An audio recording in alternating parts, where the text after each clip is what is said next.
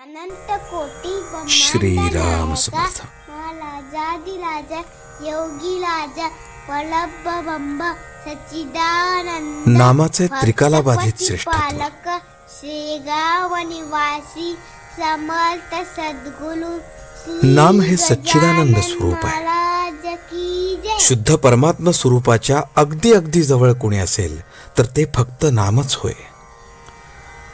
नाम हे चिन्मय असल्यामुळे त्याचा आनंद ओसंडून येतो आणि ही सृष्टी तयार होते.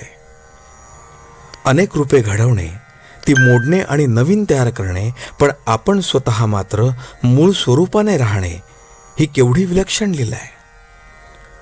खरोखर तुम्हाला मी काय सांगू. बोलायला शिकल्यापासून आजपर्यंत मी नामाबद्दलच बोलत आहे. अजून नामाचे महात्म्य संपत नाही. नामाचे महात्म्य सांगून संपले तर भगवंताचे भगवंत पण लटके झाले असे समजावे.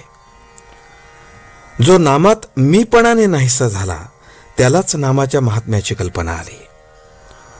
असा पुरुष नामाविषयी मौन तरी धरील, कारण त्याचे महात्म्य कोणालाच सांगता येणार नाही, किंवा शेवटच्या श्वासापर्यंत नामाचे महात्म्यच सांगत राहील, कारण ते कितीही सांगितले तरी संपणार नाही आणि कितीही ऐकले तरी तृप्ती होणार नाही. नामाने सर्व पापे नाहीशी होतात. भगवंताला विसरणे हे सर्वात मोठे पाप आहे. नामाने भगवंताचे स्मरण होते. नाम हे वेदांपेक्षाही श्रेष्ठ आहे. कसे ते पहा. वेदाध्ययनापासून फायदा होण्यासाठी 4 वेदांचा अभ्यास करणे जरूर आहे. त्यासाठी पुष्कळ वेळ आणि श्रम लागतात. नामाला श्रम नाहीत. दुसरे, वेदांचा अधिकार सर्व लोकांना नाही, पण नाम कुणीही घ्यावे. वेदांच्या मंत्रांचा आरंभ ओंकारानेच होतो, म्हणून वेदारंभी देखील नामच आहे. नाम हे तीर्थयात्रेपेक्षा श्रेष्ठ आहे. अंतरंगामध्ये बदल होण्यासाठी यात्रा करायची असते, पण त्याला श्रम, पैसा, प्रकृती वगैरे गोष्टी अनुकूल असाव्या लागतात. नाम हे घरबसल्या अंतरंग बदलण्याचा अनुभव आणून देते. पंढरपूरला जाऊन नाम घेण्याचं जर न शिकला तर जाणे व्यर्थ गेले म्हणावे. नाम घ्यावे अशी बुद्धी होण्यासाठीच तिथे जाणे जरूर आहे. नाम हे सर्व सत्कर्मांचा राजा आहे. सत म्हणजे भगवंत. त्याच्याकडे नेणारे जे कर्म तेच सत्कर्म. इतर कर्मे आडवळणाने भगवंताकडे नेतात. नाम हे साक्षात भगवंताकडे पोचवते.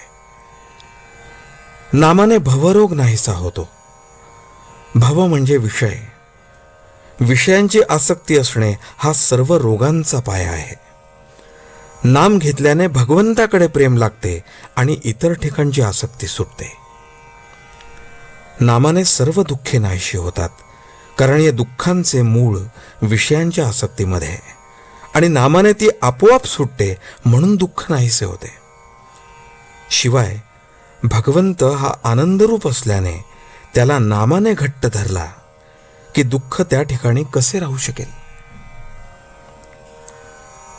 आजचे बोधवचन.